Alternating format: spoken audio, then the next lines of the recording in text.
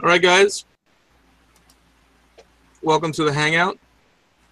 We're testing out a live here, and recently I've been working with live streams because I've had an upgrade on my internet, and I've been testing loops of material that I've already had just constantly. In fact, I even looped and went out, got a haircut, did some shopping, came back, and just testing those things out. You know, I'm never opposed to testing out different things.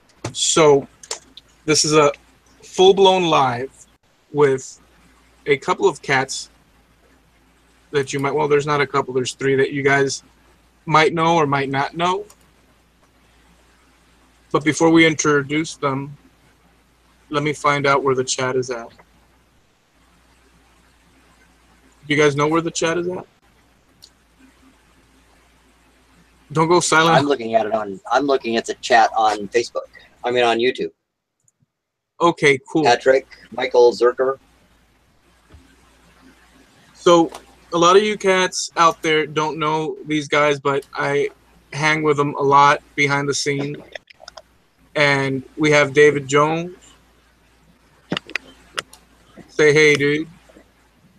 Hey, dude. That's David. We have Javier Unzueta. Good evening, one and all. And we have Stephen Nealon. Hey, everybody. So, guys, I know that I came up with a crazy idea. We were talking about this sort of thing behind the scenes, doing interviews to promote makers out there on the internet and via chat and just, you know, talk about them. But this is more of a test and us hanging out, you know, and feeling it out. I know I needed to do this to see how it works. There's no format, really. I just want to say hi to my buddies and chat. So you guys feel free to say what you'd like. I want to go and find the chat and see which of our friends are there.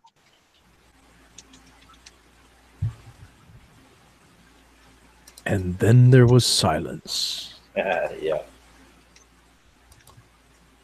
I frankly don't see the live. You are live. Where? Oh, I see the live. I'm watching it on. I'm seeing it on Facebook. I mean, I'm seeing it on YouTube. Oh. Michael Zerker, Patrick's workshop, TJ's workshop, all in the house. Okay. Awesome. All right, so a couple of. I'm looking at it now. I'm gonna pull out the chat. Now, look, an important thing. The reason I've been testing it, and a lot of you guys have seen it, and some of you guys think it's a horrible idea, and some of you guys think it's an okay idea. I've not seen anybody that said, "Dude, that's so mind-blowing. It's so freaking awesome." So, but I like to test things. Javier was opposed to it from the beginning. Oh, yeah. Couldn't stand it. From the beginning, Javier was opposed. No, maybe I'm exaggerating, but not really by much. It is scary to do things that are different, you know. But I've got fast internet. I've got to use this puppy, you know. So let's read some of the comments. Hola, bro. Nurture. Oh, that would be Patrick's okay. hi. What's up, gents? Zerker's saying hello to us. TJ Woodworking is in the house. Nealon's there, and he's here. Steve, send him the link. Send who the link? That's what I just asked. So listen, tell us a little bit about you guys here in the chat. Actually, you know what? I'm gonna be an honest to goodness host and focus a little bit. So Steve, tell us a little bit, just generally, where you're at, where you're coming from. Location. I'm from. Right now, I'm from Mississippi. You're in Mississippi. I don't want to know anything else. Look, I don't want to know the past. I don't want to know the future. The question is just where you're at now. I don't want to know any of Mississippi. Javi, where you visiting us from? Gee, from a land far, far away and 8 miles away from Eloy. Kendall Lakes, very in the suburb of Miami. Javi's actually quite close. He's about 8 miles away. So we're both in Miami. Indeed scary. The dude over there on the in my screen, he's all the way over there towards the left, is David, and David's visiting us from Swainsboro, Georgia. Georgia. Yep, Swainsboro, Georgia. Georgia. David's feeling a little bit under the weather today. I think he's got pneumonia or close to it. I wasn't aware of that, and we were making jokes and this and that, and I found out late in the hangout last night. But are you feeling any better, dude? Not much. Really? So you're making fun of me, huh? No, I'm sincerely asking, are you feeling better? No. I'm talking about last night.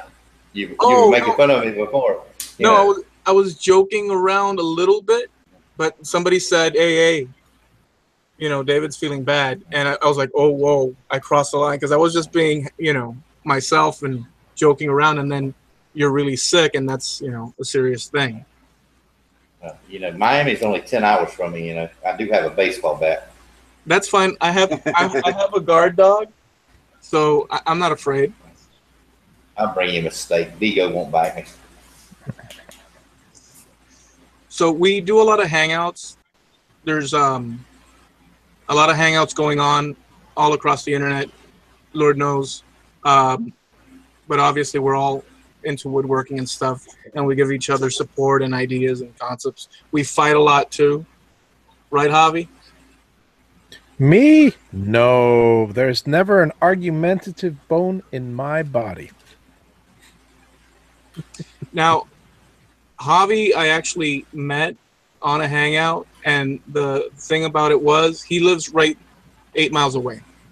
But when he actually, how did the story go? Because I think it was. Well, it was actually my first hangout ever. It was well, second if you count Mark introducing me to hangouts, Mark Lindsay. It was the Gabe Gatton show, and at the end of the hangout, we all tend to hang out and chat. And I was there late night with Jerry Blakesley, and I were the only two. And he says, "Hey, do you know Eloy? He's from Miami." And he calls you up. I think it was 2 or 3 in the morning. Sure enough, you were wide awake, so you got on, and that's it. Yeah. The funny thing is that I was always saying that all the makers are further up in the country. I mean, you could be as close to the south down here, Georgia, Mississippi, obviously, but Florida seemed disconnected from the online maker community. And then all of a sudden, Jerry calls me up. It was Saturday or something, middle of the night, and he says, "Eloy, you got time? Come on and hang out." And by the way, I don't see Jerry at all anymore. I don't know what's happened to Jerry. He's got a mean disposition, an attitude adjustment problem, and I can say that because I live here in Florida, and it'll take him too long to reach. Jerry alone. The man is a saint. But Jerry, hey, there's SDM Custom in the Ox in the shop. Dude, I forgot what I was saying because I saw these logos that I've become familiar with. Long story short, so I found out that there's a maker right across the road, just about, which is freaking awesome. And Javi, he invited me to hang one day, and hey, dude, let's go have a bite to eat. And we've even done videos. So I'm featured in a few of his videos on his channel.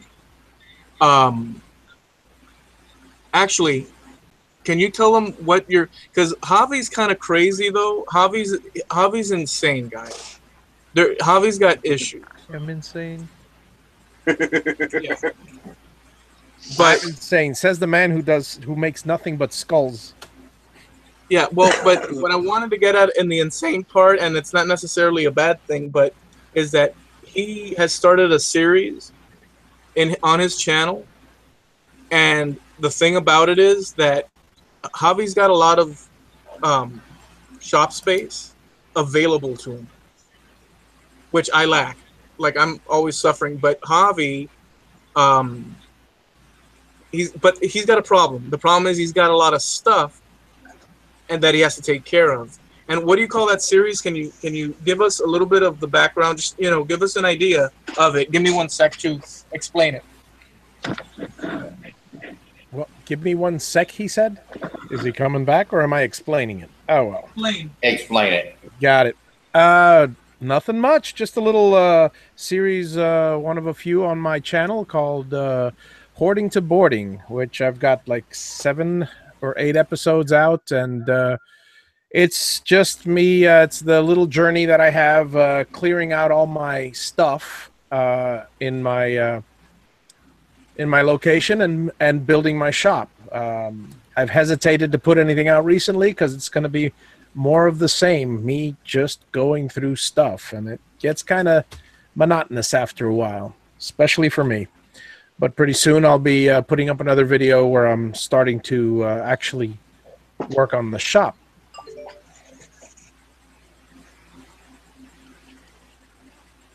Damn, did I just step in right when you finished the thing? Did you just what? All right, do me a favor, if you can, link our names, any one of you guys or all of you guys, our names into Facebook, and you guys that might want to do that in the chat as well. Link our names and the link to this live session so that other people can see that it's live. And we're going to shout out, some people as well here as we go. Do you guys, by the way, SDM Custom is in the house. There's a lot of cats, but SDM is in the house, and I wanted to ask you guys if you've ever seen his work. You guys here in this hangout? I don't know. So. Okay, yeah, it's worth taking a look. He does some crazy builds. He took he built a table. This is my favorite one of his, although he does guitars. Right. He takes a piano, hangs it on. He creates a piano, hangs it on. It's just on a wall, lit up. So it's just really crazy stuff. I'll share the link with you guys later on, or I'll leave it in the description below.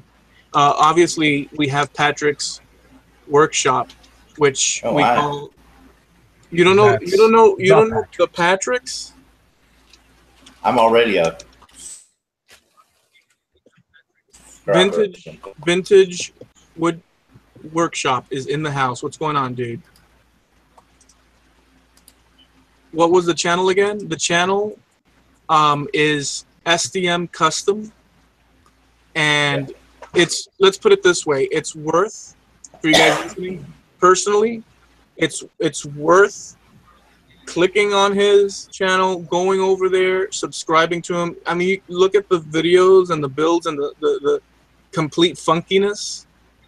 I like funkiness. And there's Vintage Wood Workshop. He plays the guitar and he does a lot of builds as well. He's another channel that is totally awesome, and you guys should check it out.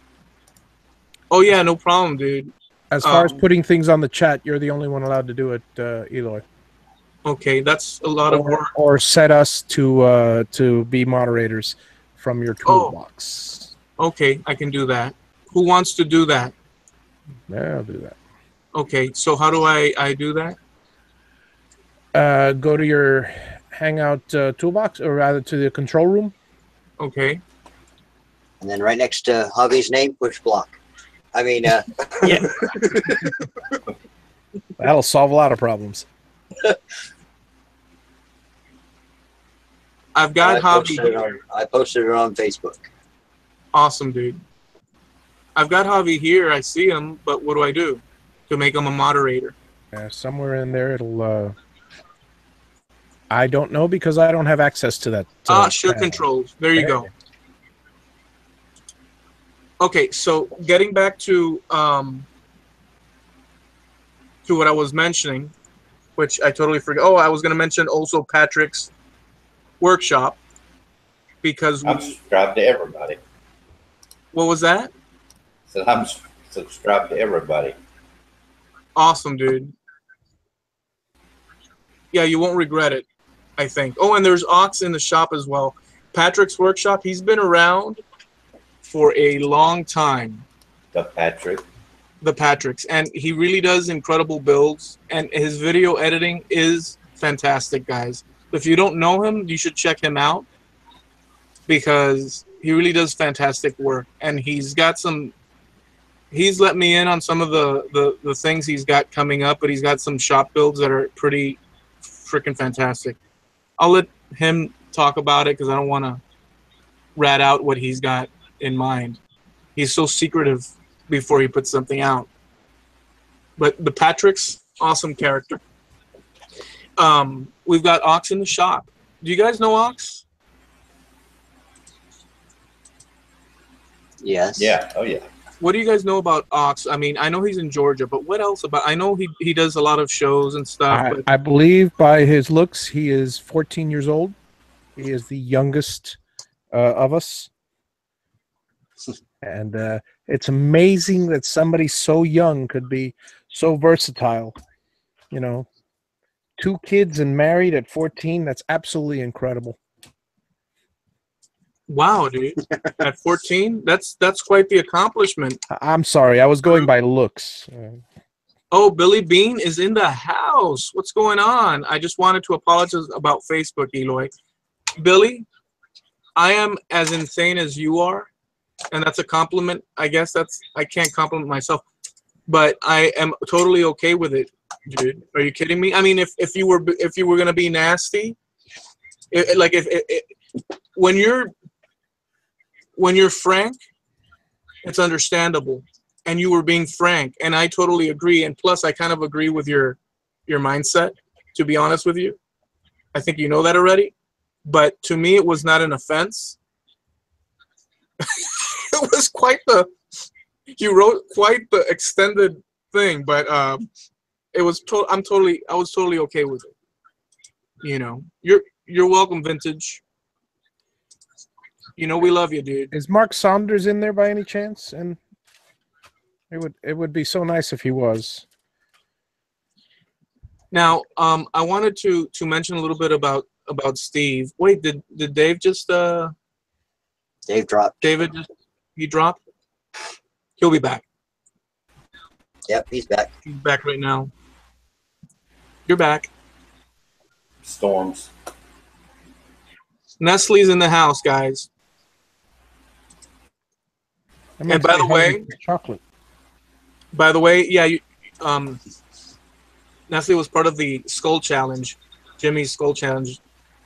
They've got a great channel, and the projects, just go check them out as well.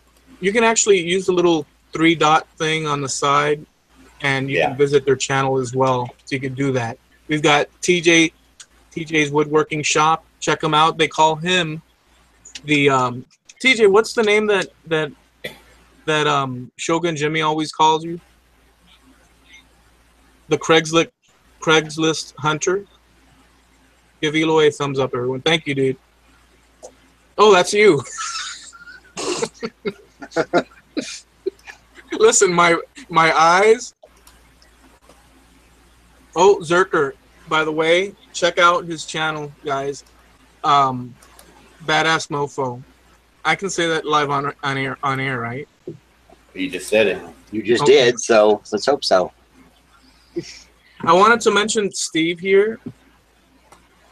Okay, good night, dude. I wanted to mention Steve here. Steve, you said that you're originally from California.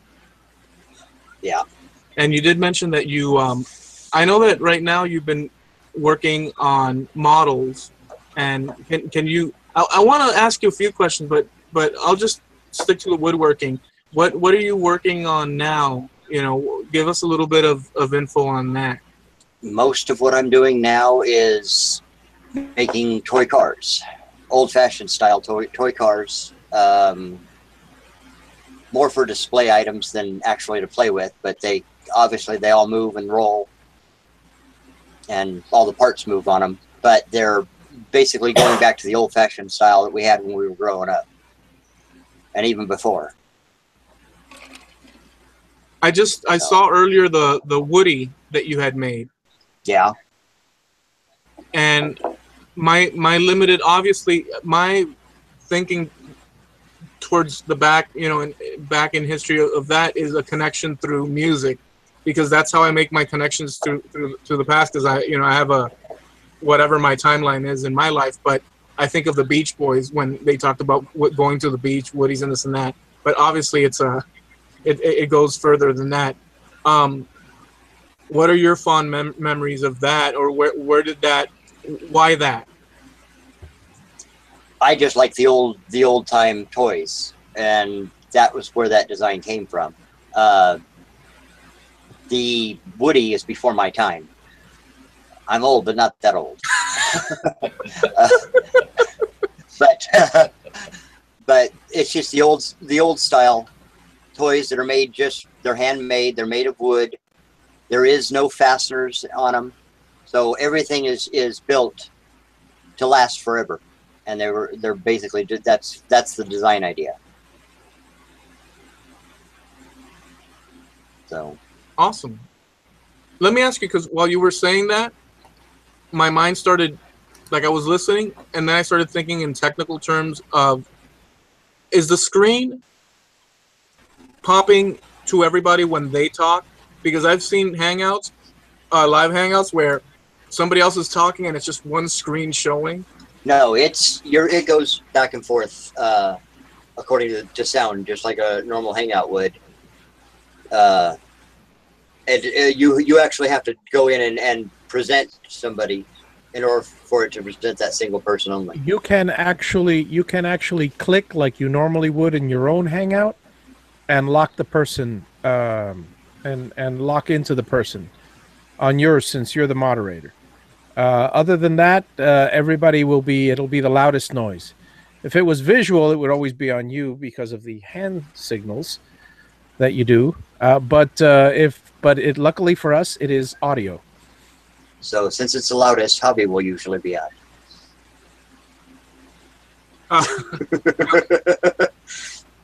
Leslie says, Eloy, I love your morning wood show. Wow, that's not good to say, Eloy. I hope you keep up the show.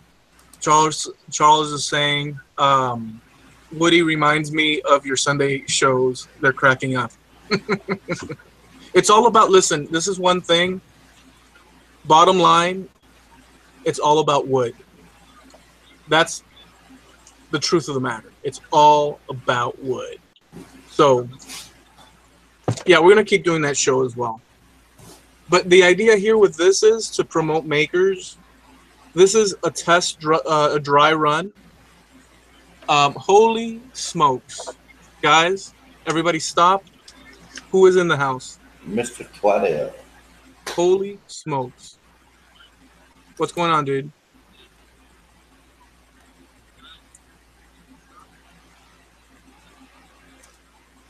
So anyways, yeah, this is a test, and I've been testing out a lot of these live events in different, formats. Looping. And the idea, and these guys weren't too keen on the looping, because my idea is to string all these videos and loop them and loop them and loop them. I'd hang out in the chat with you guys, and you'd have the same run. And then the idea is to reach people beyond our scope that would possibly see, oh, look, he's building a chair with a giraffe sitting on top. I kind of dig that. I'll click subscribe. That was my thinking. And like I mentioned the other day, I looped one, and I went and got a haircut and this and that, and come back, and it was still looping. There were still people there in the chat room talking. So that was cool. And now in this case, we're actually trying to do more of a hangout proper thing. And I wanted to, for all of us to share the hangout. In fact, these cats were willing and able to come up on here, but they had they weren't told ahead of time. It was like, let's do it, and they did it. So that's pretty cool. Suggestion for you, Eloy. Hit me. Put on a set of handcuffs. That would be good. You're blocking your face about 90% of the time you talk. Oh, okay. Okay, I'll stop make doing your that. hand gestures down below the desk. Well, no, never mind. That would look bad. I can't control it, dude. I love swinging the arms and. That's great. Swing off to the side so you're not blocking your face. So another thing, Steve, you also told us prior that you also worked at a cabinet shop for quite a while. Yes, I almost bought into a cabinet shop that I worked at. I used to build simple kitchen cabinets to bomb carts for nuclear weapons transport. And that's where I got my start in woodworking. And I worked at a cabinet shop too, and I find that, but over here in Doral, we just did, you know, the really crappy material, and I always wanted to do the fancy stuff, but you did a lot of different types of cabinetry. Yeah, I've worked with all different types of materials, all the way from simple particle board and MDF to top of the line oaks and even some exotics. It's what a customer you give a customer what they want. Right. And you've also been working. Actually, it's funny. All three of you have been working, and some other people with Makers Make It Matter as well. Because I know Javi's involved too. You're involved, and Twidell as well. Steve Twidell is our founder. Yes. Yes, it's a charity founded by Steve Twidell to help raise money for kids and the families and the people that take care of them for the things that the state doesn't take care of for them and that they struggle with every day. But we raise money to help out kids, mostly with autism and other things of that nature, with the things that the state doesn't do for them to help the families. I remember. Oh, yes. Congratulations, Steve. Oh yeah, that's true, dude. Congratulations, dude. Grandpa. I remember last year you guys started it. And I remember Steve started it in February or March, I think, of this year was when it all started. Right. And I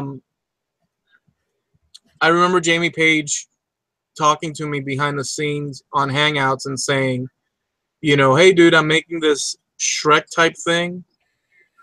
I don't know exactly what it was, and he mentioned it to me. So the seed was planted at that time that this was going on, you know. And it wasn't until I met you here with Javi that I saw that there's connections everywhere. Yeah, it's a worldwide charity, so we're just getting started. We've got we're a nonprofit corporation now, and we're starting to push a lot of different directions all at one time. David dropped out again. The storms have knocked him off. JP made pea in a pod. Made peas in the pod, which is now traveling the woodworking community. It's now. Yes, explain that. He told me about it, but the concept is so insane. I actually don't know. Carl bought it at an auction, and I know that they're involved, or that it's making the rounds because I'm seeing it on the makers channels, but I know nothing about where it's headed for or who has it. Right. Well, as far as I know, and remember, I'm not, you know, but correct me if I'm wrong. Isn't there's a box and it gets shipped to the next place and the next place? Is that what we're talking about, or am I totally off? That's what I gather is happening. Yes, they're sending it from place to place, and the people that get it put it in one of their videos, and then they ship it up to the next person. Right. Yeah, it's I love stuff like that, you know. Yeah.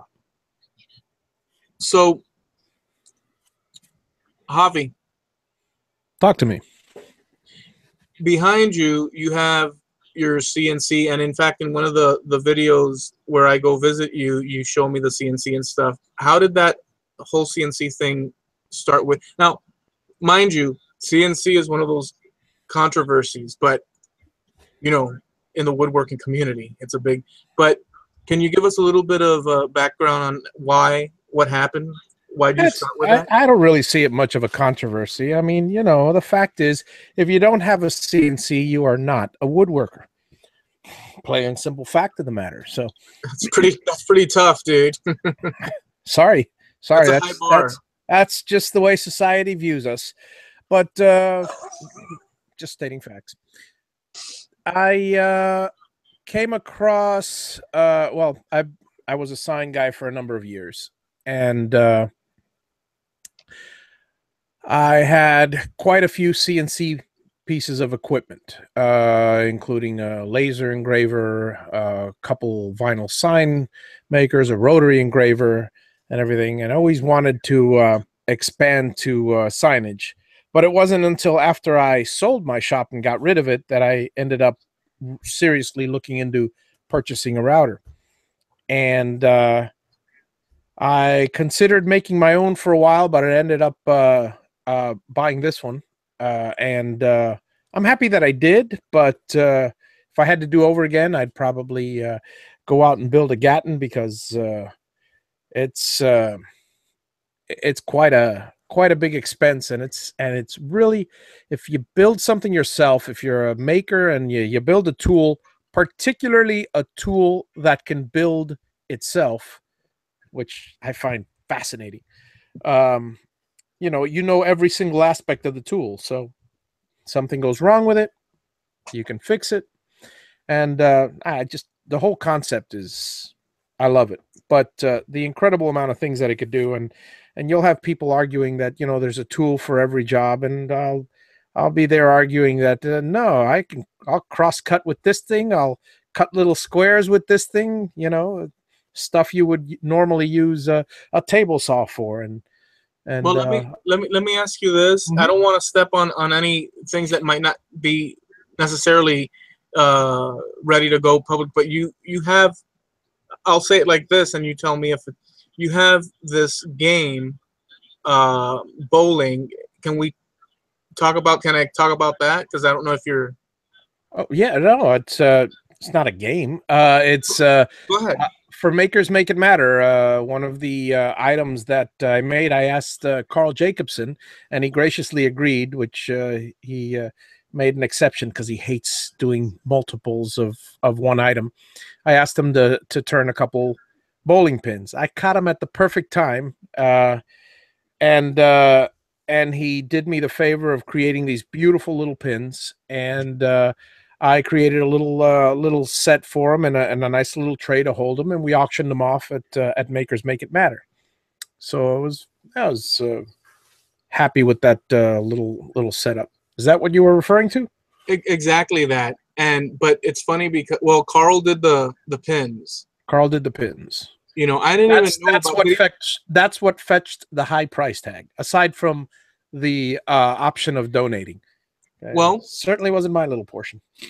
Well, you can't say that. I mean, the whole thing is incredible. But now, you also bought the bowling balls, which were like I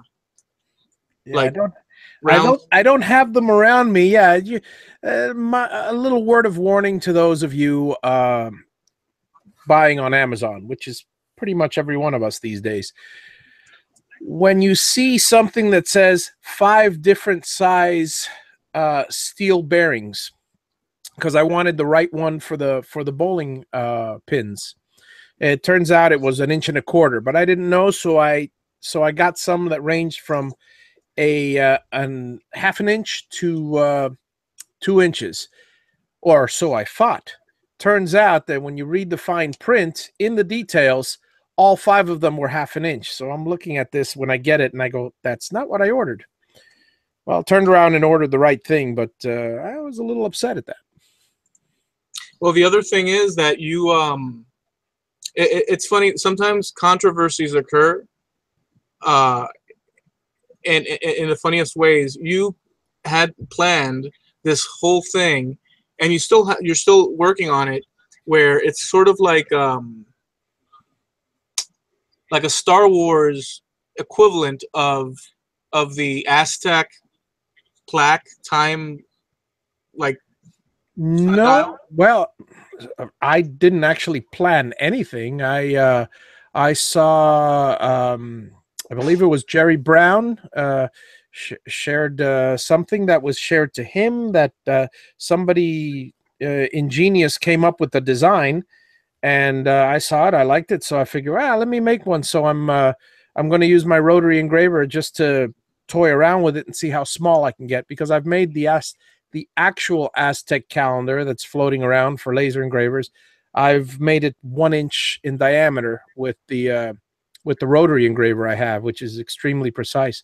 So I wanted to try and see if the Star Wars one would go that small. Yeah, I think that's a bad to the bone design. I just totally love that with all the Star Wars characters. Extremely intricate. It's. I did want to shout someone out that I missed shouting last time, and I just remembered right now, and that was Make with Dad. I don't know if you guys know who Make with Dad is. Yep. Okay. Oh, you do? I follow him. Oh, you follow? Yeah, we were doing a live here on my channel, and Make with Dad, everybody was there, and I was actually, Steve was there at the time, and I shouted everybody out and I said, "Oh, I'll get to you, Make with Dad." And then, you know how it gets when it's live, and it totally it flew by my coconut. So Make with Dad. You know what? I'll link it. So what do you guys think? You think so in the interview portion of what I want to do with this live stuff, would be something not we're interviewing. What I want to do would be to interview the person I'm interviewing, and then you have people coming on the chat, right? And these people coming on the chat will be chatting this and that. But what I want to do is, as opposed to being rigid with it in some sort of format, there'll be a light playbook to follow, but very light, and to be able to interact with the people there and have cross shouting out people, and having a multi conversation as opposed to just being the person there. Right. So let me get Make with Dads and link them, because honestly, I should have shouted them, but I totally forgot. You could type in Make with Dad, and if you do dig his stuff, and you decide to sub, let him know, hey, dude, he did shout you out. Let me do that now. Right there. So yeah, that's the idea with these hangouts. And there's a lot of cats out there that are, they're struggling to get views, and they're putting out content like beasts, and they're just not getting it. And things like this would help them out, because there's the interaction. We get people that are part of the community, other people that are new and coming in, and just intermingling like that. I think it's a positive thing for everybody in the end. But with the laid back form, I would like for this to be, for us to be able to press a button. I got to be careful with that. Press a button and allow stuff like graphics to flow through the screen and make it into incredible interactive. But unfortunately, I'd have to do a whole study of OBS and all that jazz.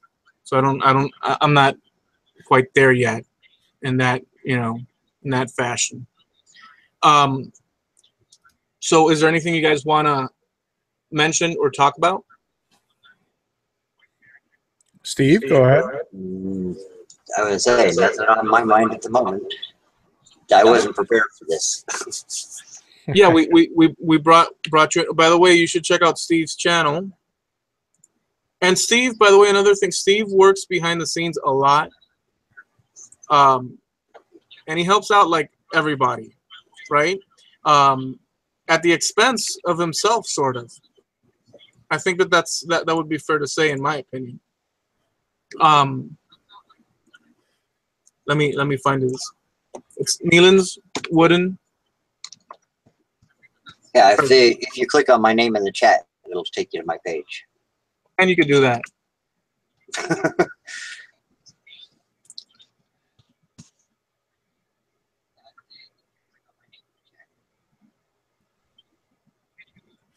I'm getting the link right now.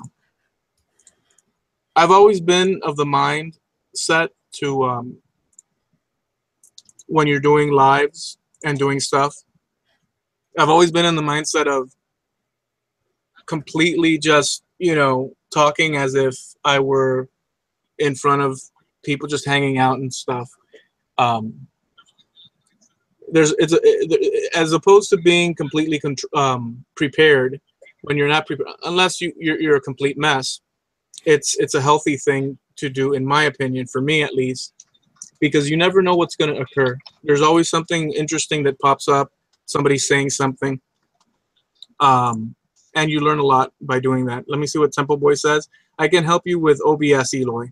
Yeah, I'm going to need help with that, Temple Boy. I need to do what you do, how you have graphics and stuff and all that cool stuff. I'd like to be able to have that ability, So what's the next project that you guys are working at? You guys in the chat, what is the project? Twidell, TJ, what's going on with you? Tell us, or did he boogie?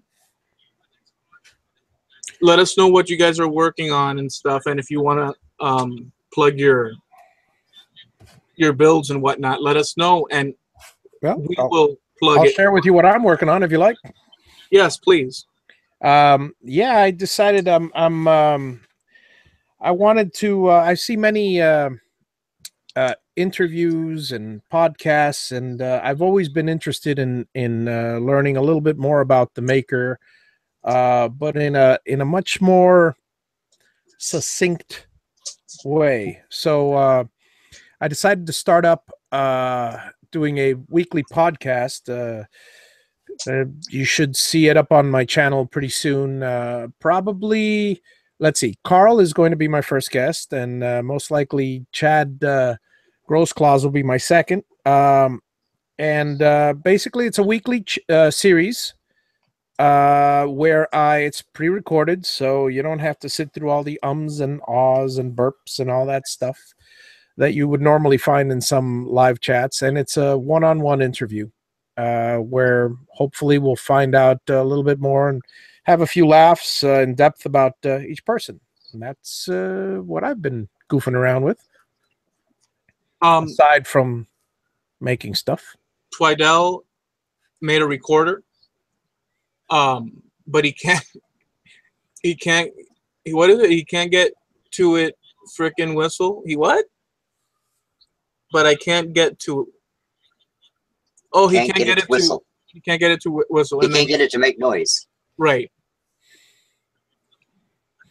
I'm thinking how that recorder must be, though, with snakes and gothic things sticking out of it, claws and stuff. It has to be, And on fire. Yeah. Dennis from DF Crafting is in the house. Oh, incidentally, there's no need to say it, but if you haven't checked out Temple Boy Turnings, you should kind of do that. Like, you should check out, like yesterday, you should check out his channel.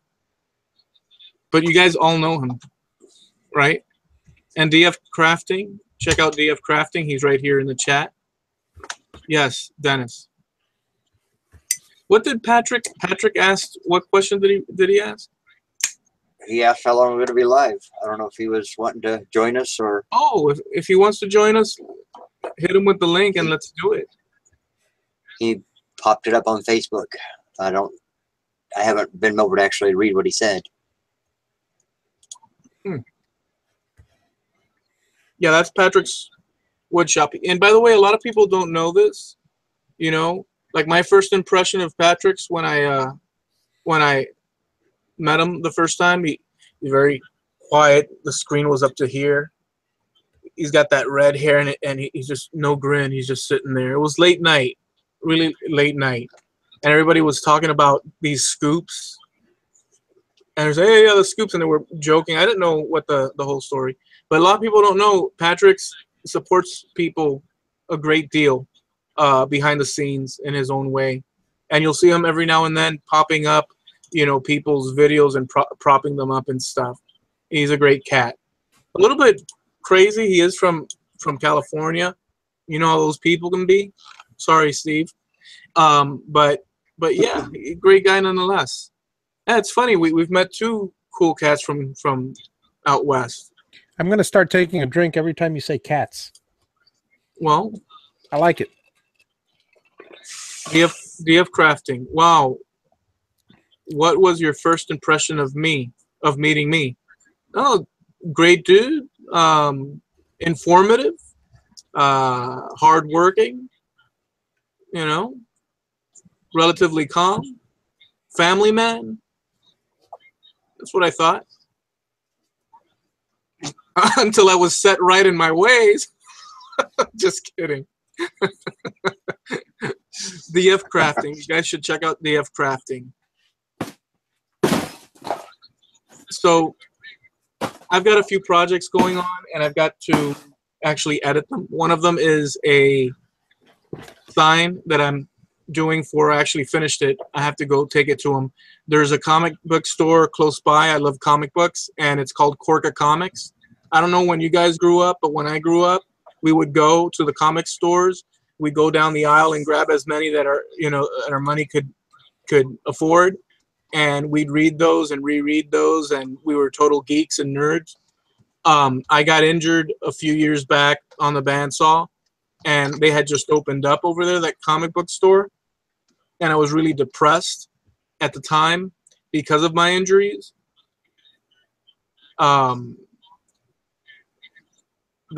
What? I was a fan of Firestorm myself.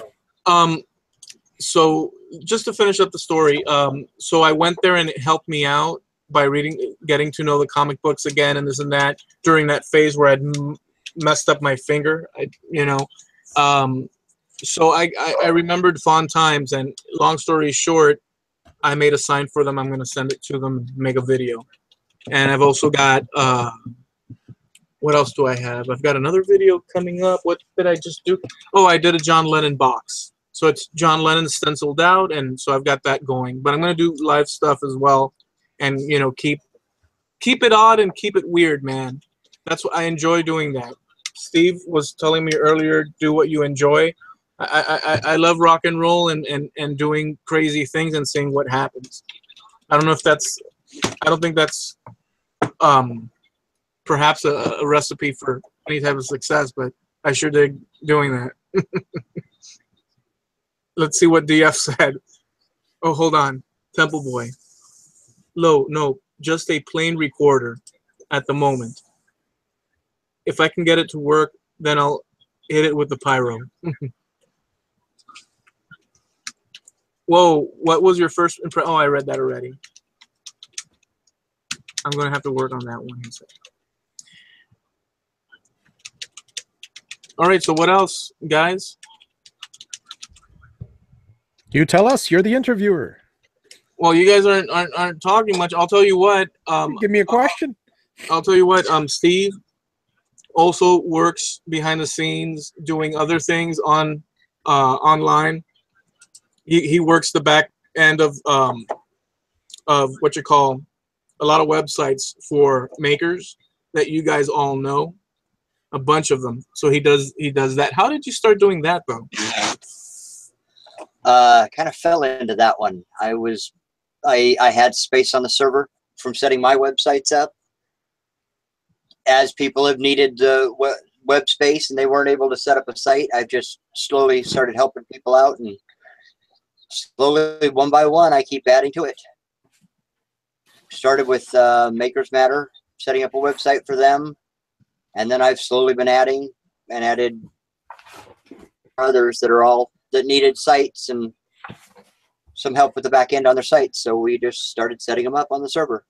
Yeah, dude, you hooked me up as well. I've got a new site, you know, and I'm very happy with it, but I got to work more on it, you know. Um, so without your help, I wouldn't. Well, that wouldn't exist at all. We all work together and make it all work. Let's see what Patrick's is saying. Patrick's is saying, Eloy, some things don't need to be said on a live show. I don't know what you're talking, Patrick's. I don't know what you're talking about. I say it all. Everything. Exposed for the world. Screw it, dude. You know why? In the end, like 2,000 years from now, there's gonna be like a trillion hours or more. I don't know. Javi could tell us the number of freaking footage left there for people to dissect and see how crazy we were. I want to be risky, right? But I don't know what you're talking about. We sent you a link and get up on live, dude. You want to fight? Get up on live. Let's do it, dude. I don't care. Let's fight. You want to fight, Patrick's? I was giving you some love, and now you're being a bitch. Let's do it, dude. Right now. Get on. Welcome back, David. Thank you. Hey, what's up, David? I was going off on Patrick's. I hear that. Churcher says Javi took a drink without you saying cats. Is that allowed? Oh, you just said it. See, the way I read that with Patrick, Patrick just says, whoa, wow, you are insane. So I read that two ways. I know that Patrick's not shocked. So I know he's saying it like this. Whoa, wow, you are insane. I know he's saying it like that. Get up on the live, Patrick's. You want to scrap? Let's scrap, dude. Did you link him to the thing? I sent him a link, but okay, it's up to him. It's up to him. Yeah. Now that we have David back, David is out in Georgia, and David, can you tell us a little bit, just a little? I know you're feeling a little bit under the weather and stuff, but could you hit us with a little bit of backdrop on woodworking and how that all came together? What do you mean how it all came together? How Yeah, I started doing woodworking? Yeah. I assume he's talking about how you started, not how people started working with wood. Yeah. I mean, Going back to caveman days. I'll give you a history lesson if you need it. I mean, now I started doing woodworking. Well, actually framing houses when I was 13 with an older brother, and just everything evolved into this. Well, what kind of things what kind of things do you do now, or that you enjoy, or that actually, let's stick to that. What kind of things are you doing now? I know that you do a lot of work around that area, where you're at, where you work, but what do you enjoy doing in woodworking in particular? About anything, pertaining to woodworking. I'm actually building a church steeple right now, and believe it or not, a casket, a toe pincher casket. So, okay, so that's pretty macabre. That's what I'm talking about, guys. yeah. That's what I'm talking about. That's actually I wouldn't go that crazy. As an I'm actual building a casket. corner. Oh, it's for a corner. They actually wanted a full size casket for an escape room. Well, a few years back, I was in conversations with some people. I was going to say cat again because I keep reading cat, and now it's in my mind and Javi cat. So now everything's cat. We're going to kill it. Here in Doral, there's a casket place, and they needed someone to do that. And I was this close to doing that for a living. It fell through though. But I was totally up for it. They needed the guy to make it. It didn't pan out, unfortunately. But like a lot of them. I built a bunch of urns.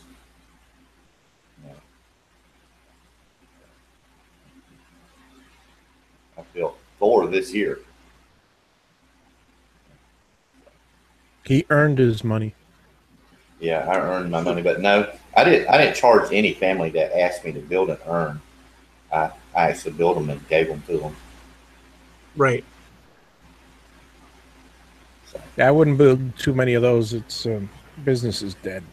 Portal Woodworking. David is Portal Woodworking, right? Portal Woodworks. Portal Woodworks. Yeah. And he's on YouTube. I don't know if you guys can link him there on the in the chat. Will do. By the way, Vintage Wood Workshop has been building a kitchen. He's been doing a kitchen remodel. He built new cabinet doors and an island extension cabinet as well. And he's constantly working. He's working on a 1948 Delta bandsaw too. That's killer, dude. That would go along the lines with my 1941 scroll saw. Get out of town. Yeah. Craftsman 103, made in 1941. Wow, dude. What do you think of that, Vintage? Ozzy, Eloy, I have a small shop in Miami, in the Westchester area. Maybe we could do a collab. Hell yeah, dude. Hell yeah. Like my page on Facebook. Ooh, My Ask a Hello Westchester, Woodworking my parents. page, and we'll talk, dude. For sure. And yeah. Totally down. That's awesome. Sure, they ask the big YouTuber. They don't ask us small guys anymore for a collab. Westchester's right there. I know. My parents live there, and I've lived there for 40 years. Or I did. Beautiful thing. Well, one thing I'm interested in doing, we were talking about this behind the scenes, was doing larger furniture, but to put it up on Etsy. But the question is, how big of furniture you can put up there with shipping and this, and that. I'm thinking of doing the skull chair and putting it up there. Do any of you guys have Etsy stores in the chat? Yes. Well, I know you do. Everyone up here has Etsy, but do you guys? I know that Temple Boy Turnings has. Zerch, do you have? Patrick's had one. Yeah, Patrick's had one. Ozzy, sweet, that's awesome. Yeah, dude. Killer. Awesome, Temple Boy Turnings. Yeah, he said he used to build copper and lead canopies for church steeples. You did? No, Temple Boy Turnings. Steve. Oh. It's awesome. Yeah. Oh, wow. Well, it's funny because David is building a steeple, right? Right. At what? Where is it? Where are you at in the project at this point with that?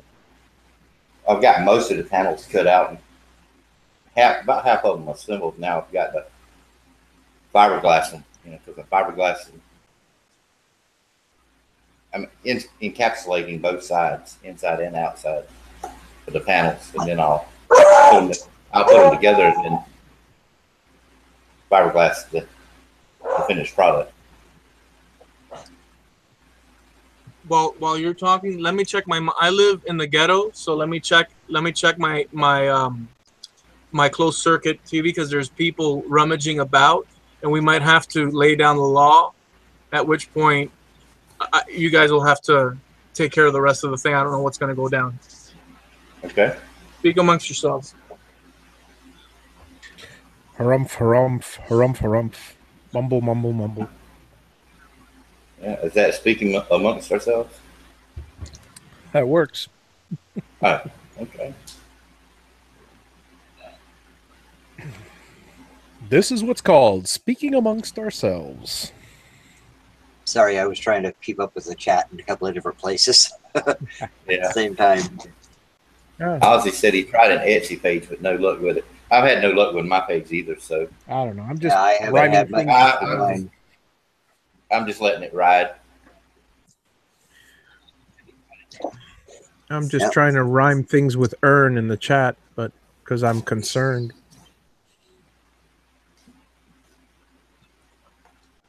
I hope Eloy has a big ass gun.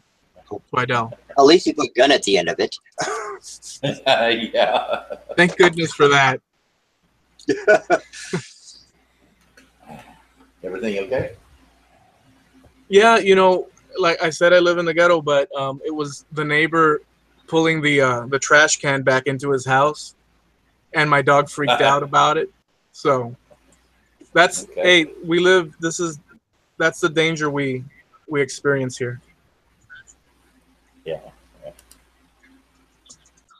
Maybe that's the reason my parents decided when I was small to go ahead and move out of Miami. Ozzy lives right by the youth fair. I drive by there daily. I live right across. And you live right by there too. Yeah, we're local. Let me go check out Ozzy's channel here. Go to channel. Let's see. Ozzy, have you been putting well, he's got.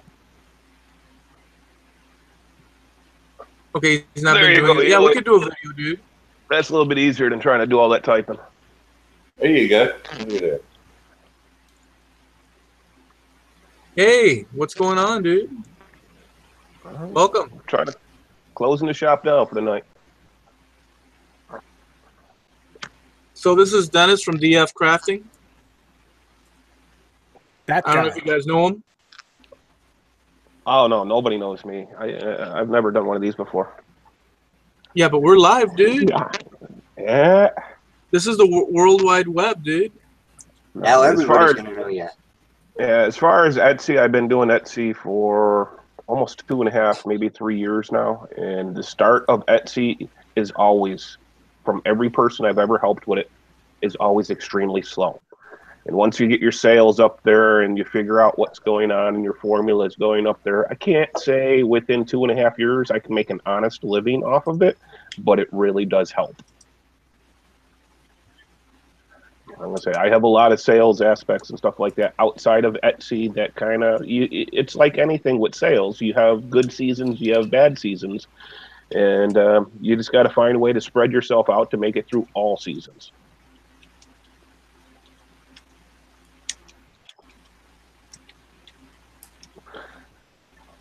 I was typing in the chat. Let me ask you this though: have you seen? We were looking at some shops over there on Etsy, and there's some people selling massive amounts of furniture, high-end furniture.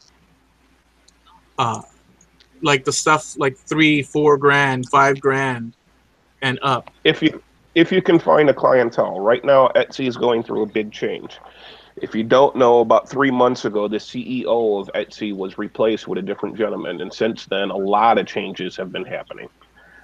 With the changes, I don't know if he's going to get the Walmart shoppers into Etsy or if he's going to stay with the custom-made stuff and keep pushing the custom-made stuff. It seems a lot like this new CEO that they have in there is a lot more towards the buyer than he is about the sellers. Every time he gets up and he has a speech or he's in the forums or something like that, it's always about, well, the buyers are complaining about high shipping charges. The buyers are complaining about lack of some service here or some service there and stuff. And he doesn't really cater to the people that are actually selling the stuff. Right. So we're still waiting to see what happens with that. He's only been in there for about 3 months. And we're coming into about the best time that I have found for Etsy, which is Christmas, which should start a little bit before Thanksgiving. But once you hit that Black Friday, that's like magic season for me. I just cannot keep up with the orders on Etsy. So a lot depends on what all he changes and what he does on how Etsy is going to be. And like I say, Etsy is not my only source of income. It's just one source of income. And during Christmas, Etsy does keep me busy. So let me ask you, because I asked everyone else, these cats. Let me ask you. I'm not gonna. Hey, why is Steve? Steve is, well, he's probably off to the restroom or whatnot. So let me ask you, tell us a little bit about your background in a condensed. I was born and raised on a farm where my grandfather refused to buy anything if he didn't have to. He always made it. And when I moved because I used to live in Chicago, when I moved from Chicago down to the Nashville area a couple of years ago, a lot of people loved my woodworking and loved what I was doing on making stuff. So I decided, instead of going out into the corporate world and working factory jobs again, I decided to take up woodworking full time. I try to help other people that are doing it from my mistakes. And my wife still has to work full time, but it's getting better. I've been working with wood, I've been working with metal, I've done plumbing, I've done electrical, I've been working with all that almost all of my life, and woodworking is where my passion is. That is the results from woodworking I have found satisfy me the most. So I enjoy doing something I love and putting smiles on customers' faces. And how about, tell us a little bit about where you live, family, all that good stuff. I'm about a half hour from Nashville. I'm close enough to Nashville that I do get a lot of clientele from the Nashville area and stuff. But I'm about a half hour from Nashville. I have a wife and 3 stepchildren, and currently I have 1 stepchild that's living with us right now. The other 2, my stepson went to live with his father, and my oldest stepdaughter ended up moving out right after she graduated. So, but I try to incorporate. I'm sorry. Try to incorporate the family into what I do as much as possible. That way, I feel comfortable with them, especially the kids, being able to do anything they want once they get past high school. If they decide to go to college, they go to college. But if it comes up to a point in time that they don't have a job, I want them to be able to be comfortable to where they can support themselves. Can they listen to rock and roll? They can listen to whatever they want. Heavy metal. As long as it's not loud enough to disturb me and mom. Heavy metal. They can listen to it. Death metal. I'm not too much into music to know the difference between heavy metal and death metal. I know my youngest daughter right now is going through Def Leppard and Metallica and all of the old favorites of my wife's and stuff like that. She's going through that phase right now where she's always listening to that type of music. That's doo-wop music nowadays. She calls it the oldies. To me, it was good music when I was growing up. So from Chicago to Memphis, right? Nashville. Yeah. Nashville. Yeah, from the concrete jungle to almost, if you look at my backyard right now, almost an actual jungle. What's your best seller on Etsy? On Etsy, Tennessee state cutouts. Now, if it's plain Tennessee state cutouts to where people do their own artwork on it, which they can buy them from me for cheaper that way, they're like $15. Or if they want me to do the artwork where I do the engraving, I do the painting, I do the different stainings and stuff like that, each customization adds a little bit more to it to where they could pay up to about $45 for me to do the whole thing. But Tennessee state cutouts, I keep a good stockpile of around. As far as other states, I have done almost every state out there. I think I'm short on like 4. Awesome, dude. All right, thank you for the insight. Now, I just read here, and I want to ask Javi something here. It's something we haven't touched upon here in live, but let me ask you a little bit. I grew up going every once in a blue moon to Santa's. I was gonna call it its real name, Santa's Enchanted Forest. They call it Hispanic Forest. They call it Santa's Hispanic Forest. Here in Miami. Santa's Enchanted Forest, yes. Here in Miami, we have there's this thing where Javi, can you say it? I'm not gonna be able to say it good, and I'm gonna mess it up. He goes there and he sets up shop and he does his thing. Can you give us a little bit of that, so people know, like, woodworkers do different things and they work in different scenarios at shows, craft shows, and whatnot. And then there's Santa's Hispanic Forest. Santa's is Enchanted Forest, and well, it's exclusive, and I've got the woodworking. So, but anyway, yeah, depending on what craft shows are, it's a tough gig because it's you make money when they're good, but just as easily you can get rained out. Santa's Enchanted Forest is like well, it's a Christmas themed park that runs from pretty much Halloween till the beginning of January. So you're looking at 67 days. It's a long haul, and during the weekdays, it's deadly slow. Not with the people, with the business. And in the weekends, it's hand over fist. I mean, you have to be ready with the product. If you're doing any type of customization whatsoever, you've lost 10 customers. So it has to be quick turnaround. If you can't produce, sell, and collect for a product in 4 to 5 minutes, you're never going to make rent. And craft shows are similar to a much lesser degree. You have craft shows where I've been to craft shows not for woodworking but for other products. In the past, I used to have a business that sold promotional products, and some craft shows they have a lot of connections and they bring in the people. Some craft shows they don't. There's no guarantees. Something that's been around for a long time, like Santa's for 40 years, or certain trade shows and craft shows in Miami and in other parts of the country, you can pretty much guarantee an average business. But again, then there's the weather. You get the weather creeping up on you. It's an outdoor event, and that's it. You're in the negative. The people that do craft shows on a regular basis don't do one craft show. That would be, I don't want to say idiotic, but it would be very risky. The people that do craft shows do a whole series of craft shows, and on the whole, it's a very difficult business because you got to set up, break down, always make sure you have the amount of stock available. It's tough, but it pays off in the long run for a lot of people if the product is fits the show.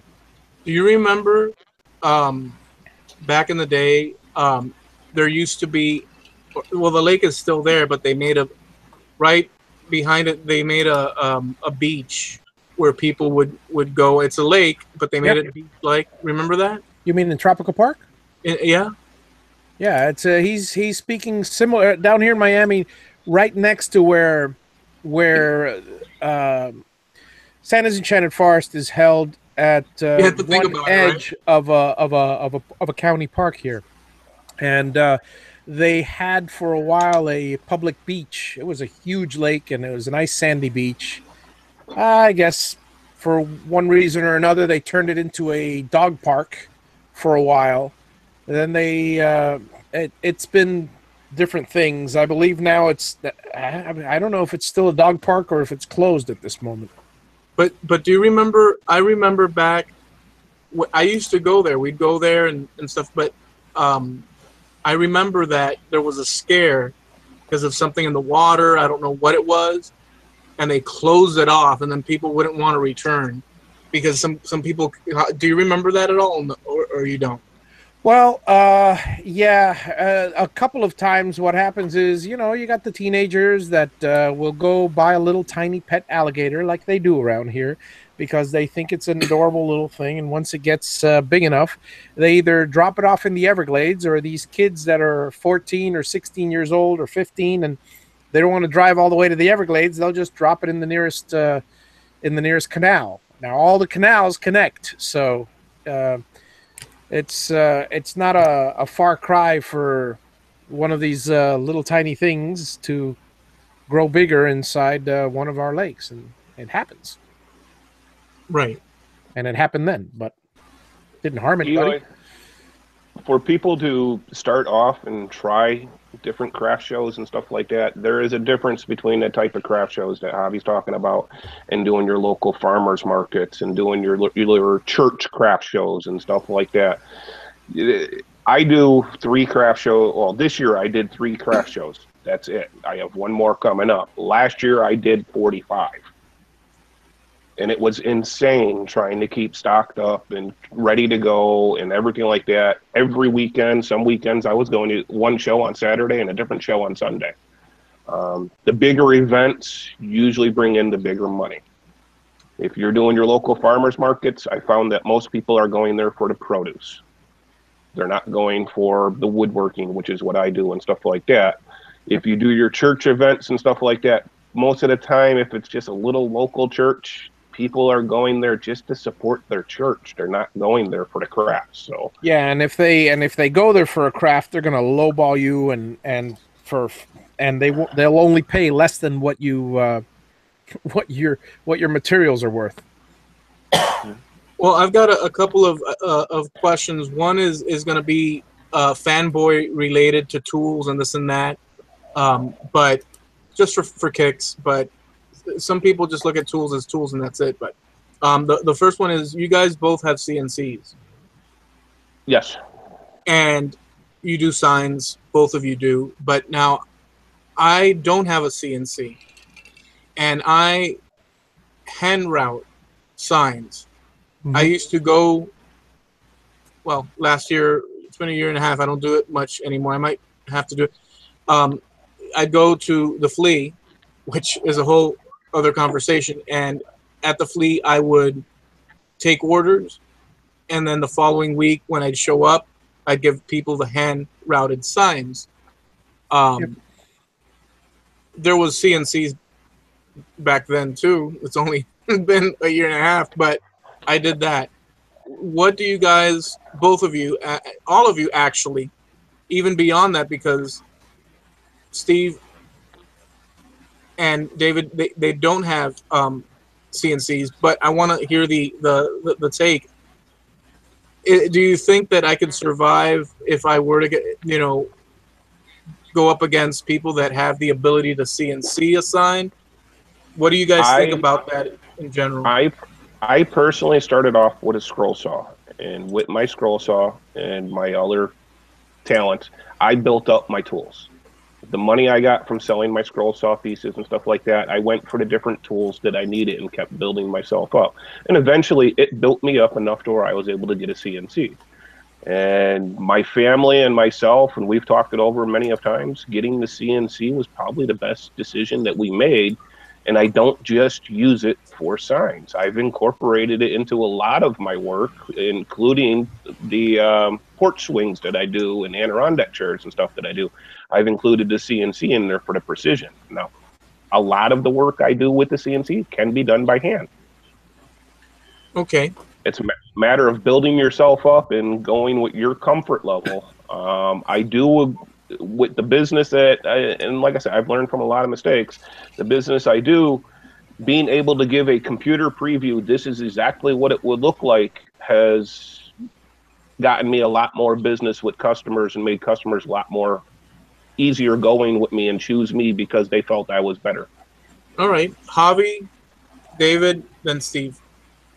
Yeah, as far as the CNC is concerned, I'm sorry, but it's comparing apples and oranges. It's not saying one is better than the other, because there are numerous places where I've been to, and again, remember, I've been in the carnival business, if you will, for the last 17 years, and I've got probably a good 10 people that I can call on the phone right now that are woodworking CNC router, manual CNC router artists, if you want to call them that, and all they do is names. Because again, it's about turnaround. Again, most of the people I talk to are in state fairs and all different types of fairs, but they all do art shows and craft shows, like the Coconut Grove Arts Festival and things like that. The people, first of all, in our town, forget it, because Miami is it's a little unique. Things that sell in the different parts of the country won't sell here. You can't sell an RV sign, whereas they can go for $150, $200 in other parts of the country. You can't sell an address sign; they just won't care to buy it. Maybe something with their name on it. That's a different story. But hand routed, they all say the same thing. These artists, they say if they had a CNC machine, they'd work wonders, and it's true. But you're not going to be getting much more. You can't ask for much more with a CNC machine. All you can do is the advantage that it has is you don't have to be there. Basically, you program it, you set the sign, and it's only going to take 5 or 10 minutes anyways, so it's not really much of a loss in time. So you don't actually physically have to be there. You don't have to add on a person. You put it in the thing, and you can be taking the next order and preparing the next sign, designing it, while the machine is cutting the one before it. It's still a process, and it still takes time. The CNC sign will come out really nice if you use V-carve or something really, really fancy, but the fancier you get on the sign, the more you have to tell the person, I'm sorry, it'll be ready tomorrow, because you can't waste an hour and a half just to make one fancy sign. It's just not going to be profitable for you. It's all about turnaround. Dave? So signage, not it. That's not the reason to get a CNC, unless you're a sign shop. All right. Thank you. David? Well, I mean, I see advantages of CNC, but let's say I'm too old and too stuck in my ways to worry about trying to learn all the programming aspects of it. It's just too much aggravation for me. I'm not into production of anything, number of things, So I don't see me ever getting it. So All right. I'll stay old school. All right. Steve? I want a CNC eventually for production on certain things, but no matter how good you are with a CNC, you still have to hand finish it. You still have to do the handwork. A CNC is not a cure-all that's going to make everything perfect for you. But there's still limits to what a CNC can do. It's a machine. You just have people that have a CNC have to not only have to learn the woodworking part of it, they have to learn the computer to be able to program it to do what they want it to do. Yeah. And plus, there's also the programming. Yeah, exactly. The programming, you're going to have to sit there and work it out. But I guess after the fact, like Javi's mentioned before, once you have it there, you could pop it, get it going, and you can reproduce as many. So I like the idea a lot. It's expensive though, right? What are we talking about here? Well, no, not really. It's you can get a do-it-yourself CNC will run you $1,000. It depends on your definition of expensive. $1,000 is extremely cheap. You're talking about, machine behind me is somewhere near the $12,000 range. So, building one yourself will give you an incredible advantage. I'm my second machine, and my third, I'm going to be building a Gatton CNC. I love the design. It's extremely practical. It's extremely tough and very well designed. And frankly, it's a small portion of the cost. You still have to, get software and things like that. But Dennis has mentioned before, you do one project with it, and maybe 3 or 4 projects with it, it'll pay for itself. So it really, again, it depends on your definition of expensive, and if you want it as a toy, then yeah, it's expensive, and you better be rich. If not, then if you're actually going to put it to good use, it's a great return on your investment. And I love the man crafting sticker. I have found a lot that with the CNCs, the expensive part is the amount that you want to put into it yourself. The more great programs that are out there, like Aspire and stuff like that, yeah, that's more you're putting into it. You got to pay more for it. There's cheaper ways to go than going full out with Aspire. To build it yourself, you're going to pay less, but to get a pre-made one, they start off at about $3,000.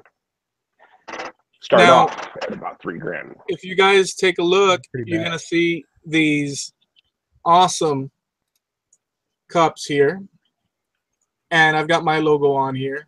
And I'm placing the link right now in the chat. Look at Steve's with his logo. And these are from Mancrafting TM. He's there in the chat. He made these for us. Beautiful quality. I mean, just amazing quality. This is what I use now only, right? And it keeps my drinks cold, and I get to look at this. It just, I feel cool, like, oh yeah, that's right. I'm gonna go and build stuff, and that's right. I'm a woodworker, and so it's really cool. Chad's got a channel for, and you guys probably all know him already. That's the thing. You all know Mancrafting, but we're gonna drop a link for him so you can check out his work. What exactly does Chad does? What does he do? Can you guys tell me? Already dropped the link. What do you mean? What does he do? What does he do on his channel? Ah, the best darn bug-related bug guy in Georgia. Well, no, on his channel he don't do that. No. No, But you asked me what he did. He does powder coating and teaches people how to do powder coating. And he also does laser engraving. Yep. And he does welding also behind the scenes, and I believe he's a woodworker too, guys. oh yeah, I've seen him on the lathe, but if I remember right, somebody messed that up on him. was that JP or what? Yeah, that was JP. I should have known. Yeah. If JP drives the way he uses a lathe, then everybody's going to be in trouble because he hasn't figured out the difference between forward and reverse. He wants You to do guys both at know- the same time, from what I hear. Do you guys know Liberty? Forward and reverse, I believe, is different in England. Do you guys know Liberty Woodworking? Follow him.